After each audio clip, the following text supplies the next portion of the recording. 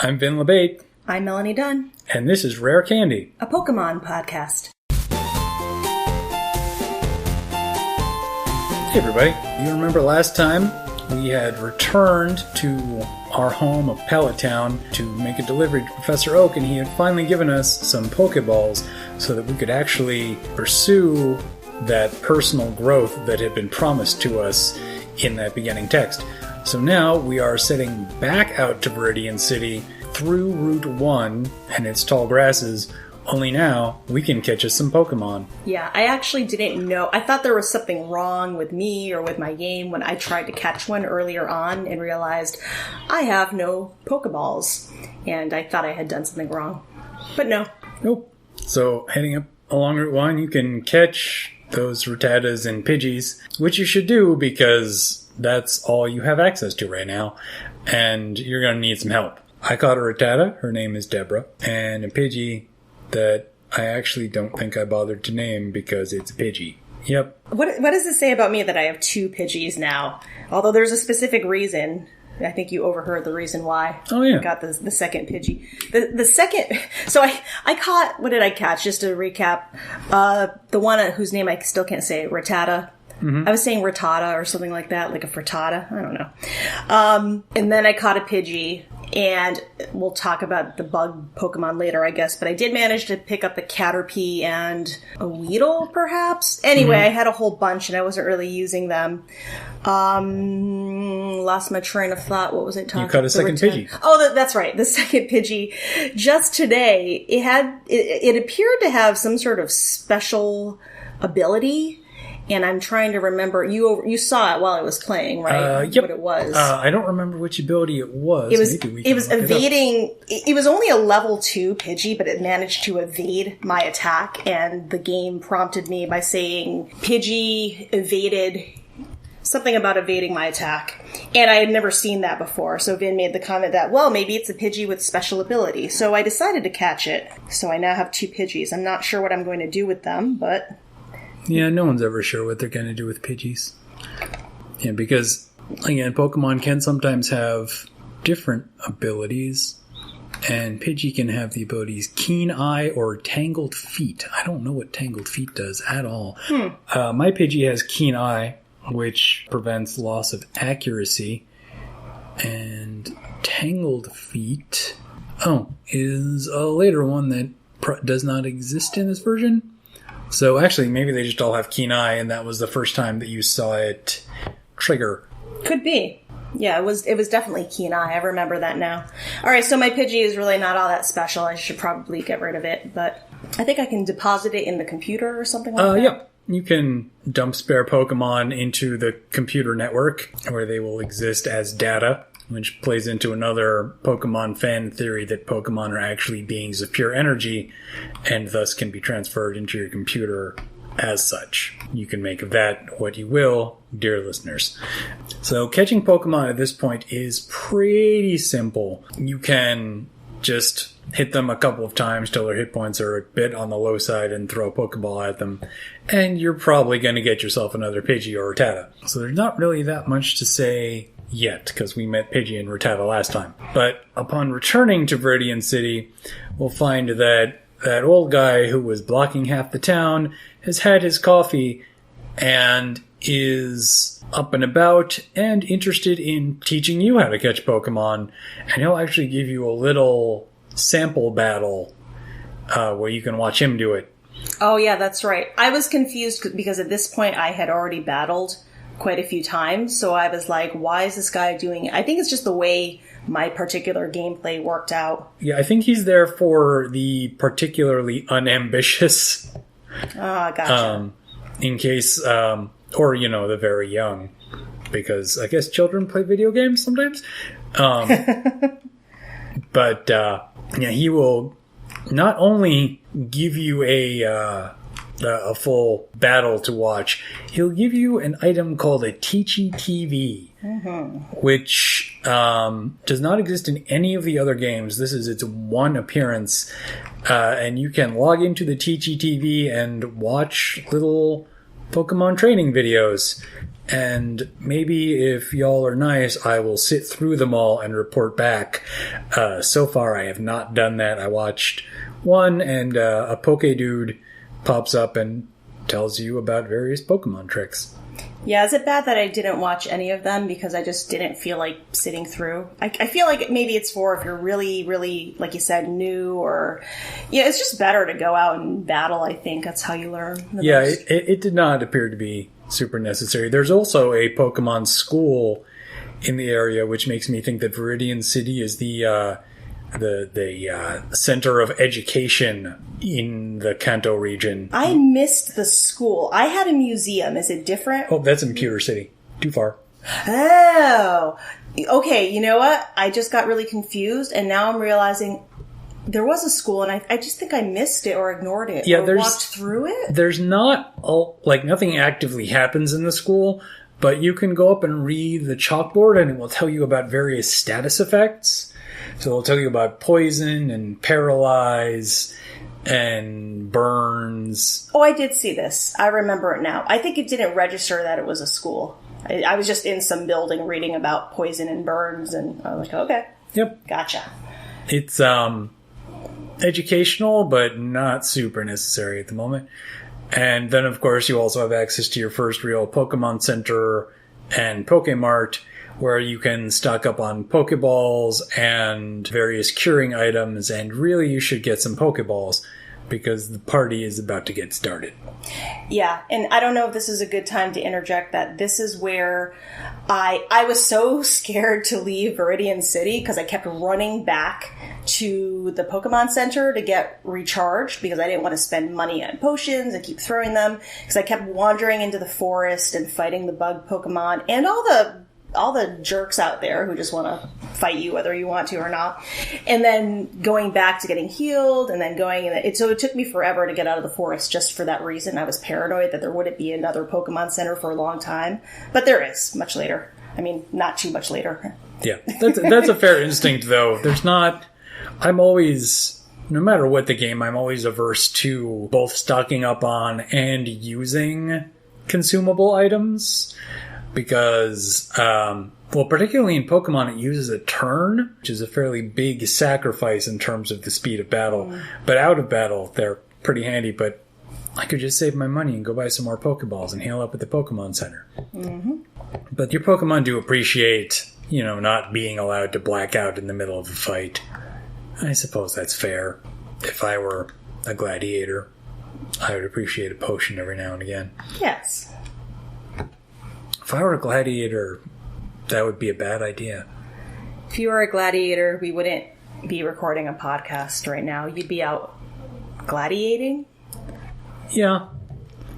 Or, more likely, in the infirmary. Right, so, that was a tangent. So there are a few other people to chat with in Viridian City. Not a lot of them have much to say. There's a little house where you can talk to people about naming Pokemon, and they will agree with me that it's nice to do, but it really starts to wear you out. But I'm trying to name all my Pokemon aside from that one Pidgey on behalf of you, the listener, to make it interesting. Yeah, and by now you should be accustomed to just barging into people's homes and having the homeowners be totally cool with it. Yeah, they seem to like having someone to talk to. Because there's nobody else. Kind of lonely. Post-apocalyptic world. Yeah, that theory is starting to sound a little better. It's kind of like the Hunger Games, maybe, but with cute animals. I haven't seen the Hunger Games or read the book, so I'm really not sure. So, yes, we will assume it's exactly like that. It's exactly like that, yeah. Katniss lives in a little artificial reality inside a small ball, and then occasionally Elizabeth Banks will throw her at somebody. That's what those are about, I think. But with an arrow. Yeah. Yeah. Okay, so that's exactly that. So, the clear goal passing through Viridian City is to move on to Viridian Forest, but there is a little detour we can take. If you head west from Viridian, you will encounter Route 22, and you will think, why is this number so much larger than all the other numbers? because Route 2 is actually the path to the end of the game. And you might find that intimidating, but this first section of it is still perfectly open to you. And if you poke around a bit, you will find your rival again. And he is still a jerk.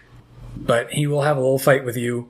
His Pokemon has leveled up a bit, but at least when I fought him, I don't think it had any of its elemental moves yet. So it still wasn't too much of a challenge. And I had an extra Pidgey and Rattata in my back pocket. So we managed to deal with it. Now, can I interrupt you? Yes. And just ask, I somehow missed Route 22. I saw it on the map. I did not know how to get there. I'm wondering what I did wrong. In fact, I have the game open right now. I'm wondering if I should just try to go back. But of course, I'd have to go through the forest. Yeah, it's just sort of off to the left. But yeah, there's no shame in having missed it because it's not on the obvious forward path.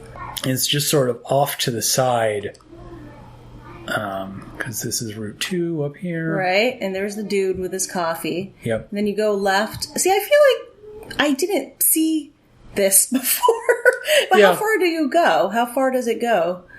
It goes into like a grassy area? Yep. And then there's a little winding path. You fight your rival, and then it leads you to a building that you cannot pass through because you do not have enough badges. Maybe I did do... See, it's sounding familiar now, and now I feel like I want to go back maybe when we're off. Well, you should, because there are a couple of Pokemon that you can pick up over there. Will be useful to you in particular, given that you've been having trouble with Brock.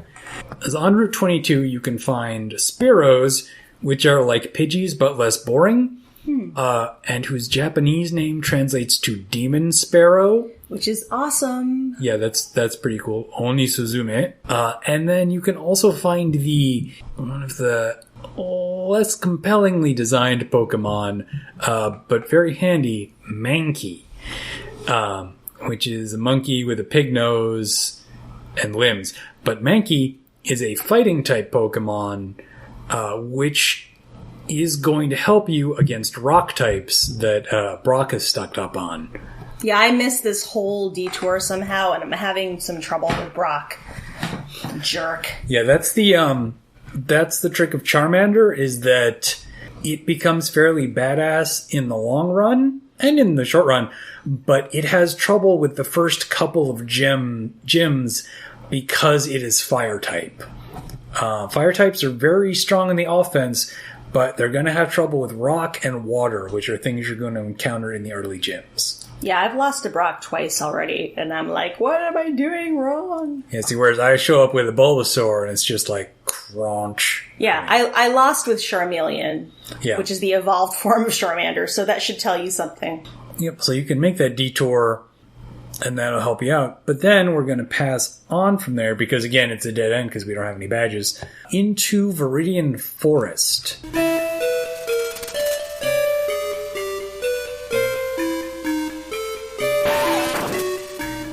And Viridian Forest opens with a really a thing that I did not expect, which is a nice little fancy screen of like all the trees and the brush and stuff, and it's kind of like the music, it's really dramatic and kind of scary. It's the closest thing you'll find to a cutscene in a Pokemon game. Yeah.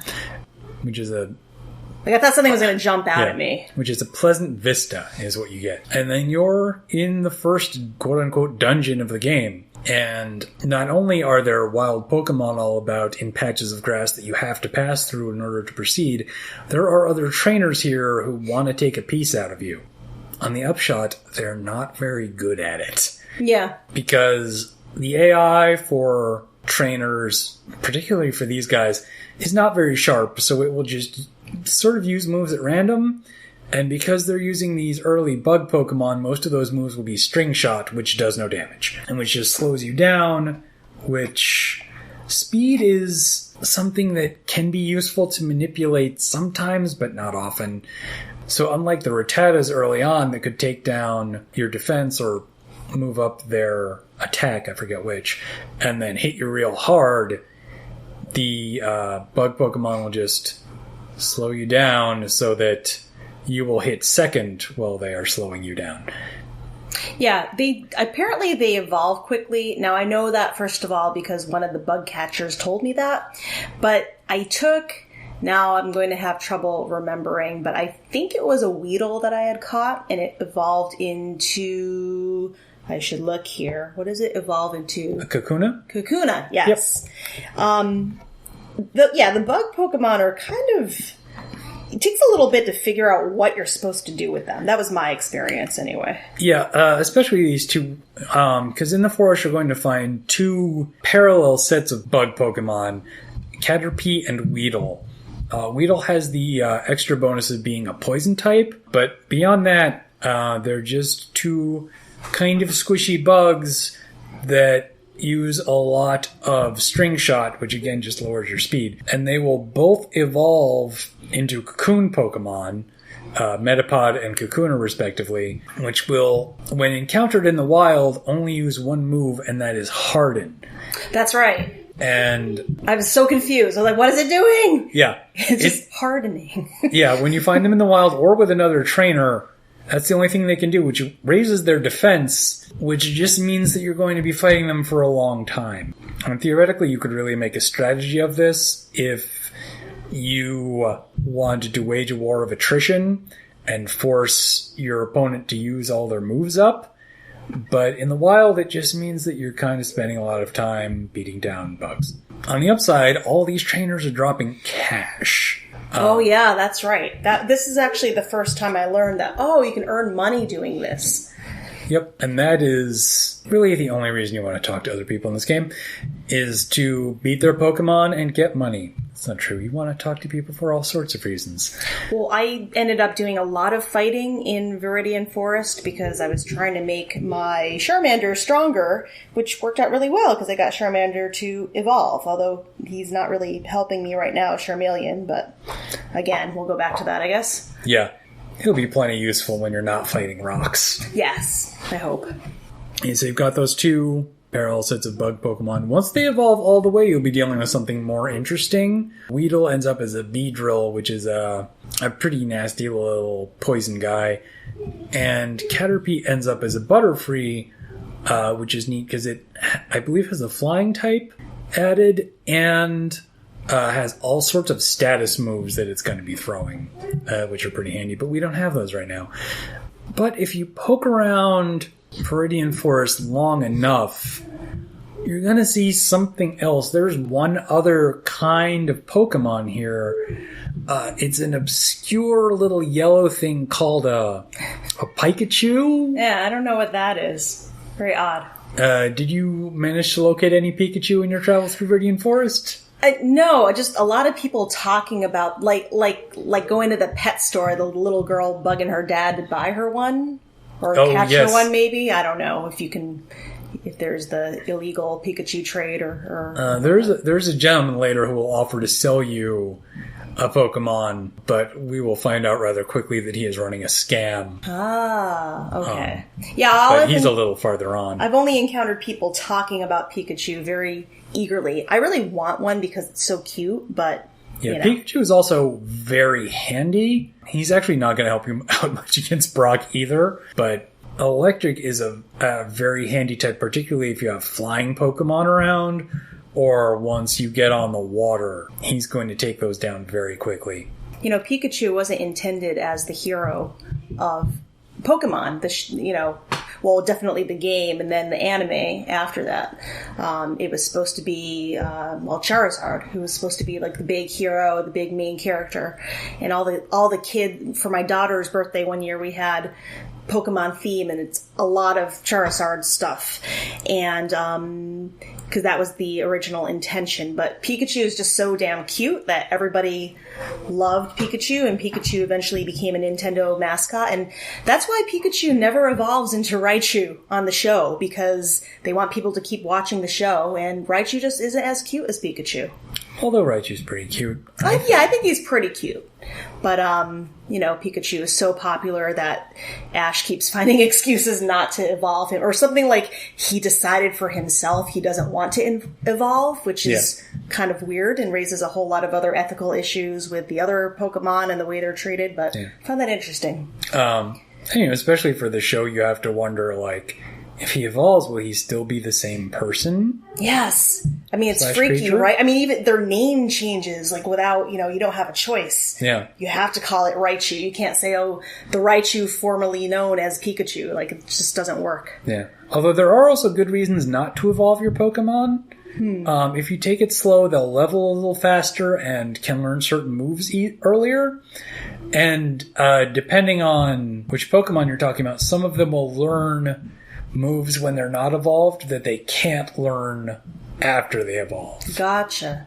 Well, now I'm worried that I evolved Charmander too fast, but I don't know.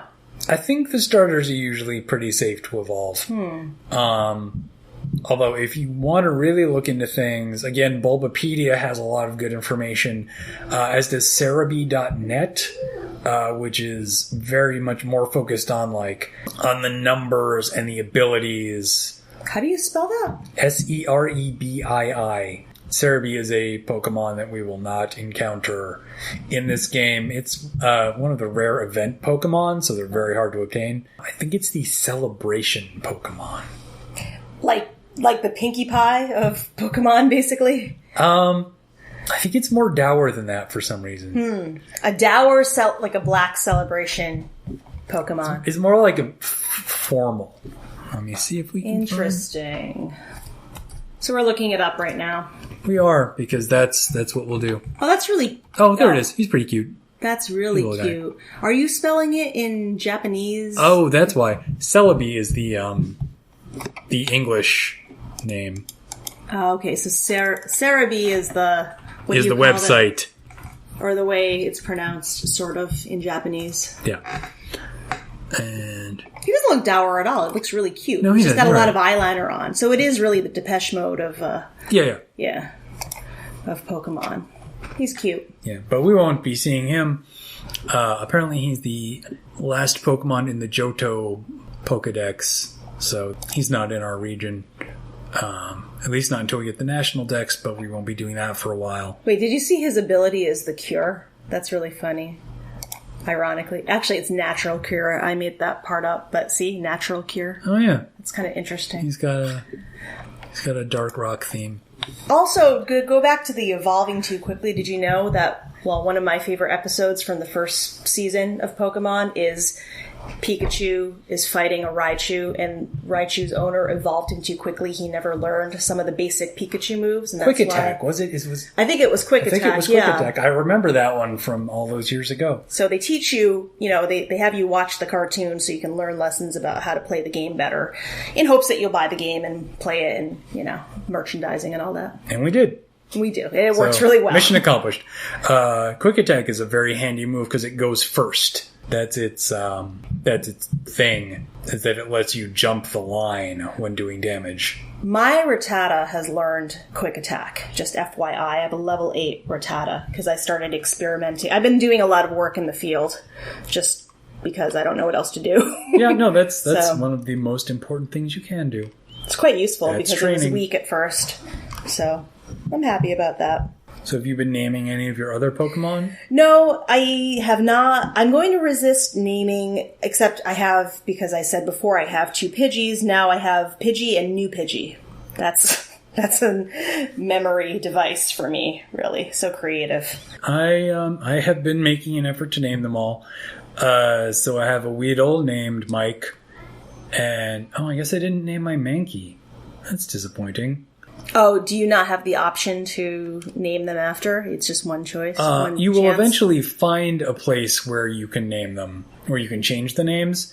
But for now, whatever you choose, you're stuck with. I also have a Spearow named Gardenia, and a Metapod that used to be a Caterpie that is named Miami. That's a good name. Thank you. Oh, and a Pikachu named Fairbanks. Ah, yes. So in traveling through Viridian Forest, in addition to finding Pokemon, you can find a bunch of junk that people have left around. Oh, is this the kid who says, I lost something, can you help me find it? I just ignored him. I was like, nope, see ya. Yeah, You can, because there's not anything like quests in this game, really. Certainly not now. So no matter what you find, he's not going to acknowledge it. But you can find useful stuff scattered about the forest. You'll find, I think, a couple of pokeballs and potions. So it does pay to stick your nose in all of the little... Oh, that's the wrong area. In all the little nooks and crannies of this place to try and exhaust all of its secrets. And it's a good place to, again, try and catch that elusive Pikachu. See, we're looking at my computer screen. There's so much information. At risk of sounding obnoxious, do people actually read this? Like, isn't it more fun just to kind of fool around with the game and try it? Because that's what I'm doing, and it seems to be working. Although I did miss the whole Route 22, so maybe there is good reason to read up before you play. Well, there's also, like, some people like I like to explore everything. So if I feel like I'm missing something in a place, sometimes I'll go and see it and be like, there's a thing here, and I can't figure out how to get to it. Or I feel like there's something else that I'm missing. So I'll go through and I'll take a look at it just to be exhaustive, because I want to know what's there. Gotcha. And in this case, what's there is mostly caterpillars. Huh.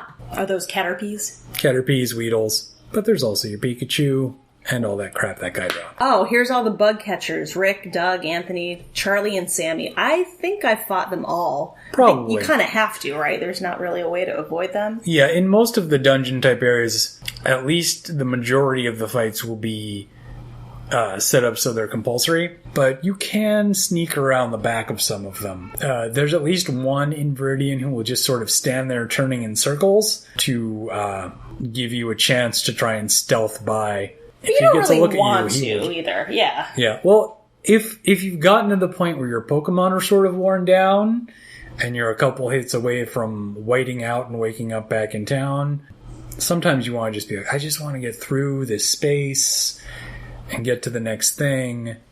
So you might sneak by someone. But these guys are your primary source of cash. So whatever happens, you'll want to come back eventually and clear them out. Yeah, there's a lot of gambling in this game. They don't call it that. There's no clear placing a bet. You just win money. But it's like, why? I mean, logically, you had to have worked out some kind of transaction. Well, it could be gambling, or it could be extortion. Something like that, yeah. Anyway, I found that interesting. You know, like, nice forest you have here. It would be a shame if someone burned it to the ground with a Charmander. That's really mean. Oh, yeah, then you should stop terrorizing these people. It is a post-apocalyptic world. We keep saying that. I mean, that hasn't been confirmed, but it's just a conspiracy theory. It's a nice goof. Oh, yeah, you pick up a Pokeball somewhere, too. Yeah. I remember doing that. So, all these bug types, like the normal types we discussed last week, and like all the other types, have their advantages and their disadvantages. Bug types will take half damage from fighting, grass, and ground type moves, but they'll take double damage from things that bugs don't like fire, poison, rock, and the sharp beaks of flying Pokemon. Yeah, and this explains why I was doing so well with Charmander at this point. Yeah, bugs don't like being set on fire. Neither do I. I think most living creatures don't like being set on fire, but in any event. That's true.